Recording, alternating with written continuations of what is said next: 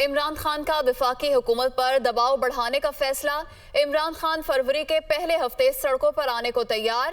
عمران خان چند روز میں پنجاب اور کے پی کے لیے انتخابی مہم کے معاملات کو حتمی شکل دیں گے۔ اسی پر بات کریں گے، نمائندہ خصوصی لیاقت انصاری ہمارے ساتھ موجود ہیں۔ جی لیاقت انصاری، بتائیے کہ اس حوالے سے۔ آج بالکل چیئرمین تحریک انصاف عمران خان نے جو ہے وہ فروری کے پہلے ہفتے میں سڑکوں پر آنے کے لیے جو ہے وہ تیاری کر لی ہے، اور پارٹی قیادت کی طرف سے بتایا گیا ہے کہ فروری کے پہلے ہفتے میں عمران خان جو ہے وہ اسٹریٹ موومنٹ کی قیادت کریں گے۔ یہ بھی بتایا گیا ہے کہ پنجاب اور کے پی میں انتخابی مہم کو حتمی شکل دینے کے لیے بھی عمران خان نے متعدد اجلاس طلب کر لیے ہیں، اور اب اس میں دونوں صوبوں کے لیے انتخابی مہم کو بھی جو ہے وہ حتمی شکل دی جائے گی، جبکہ وفاقی حکومت پر بھی دباؤ بڑھایا جائے گا۔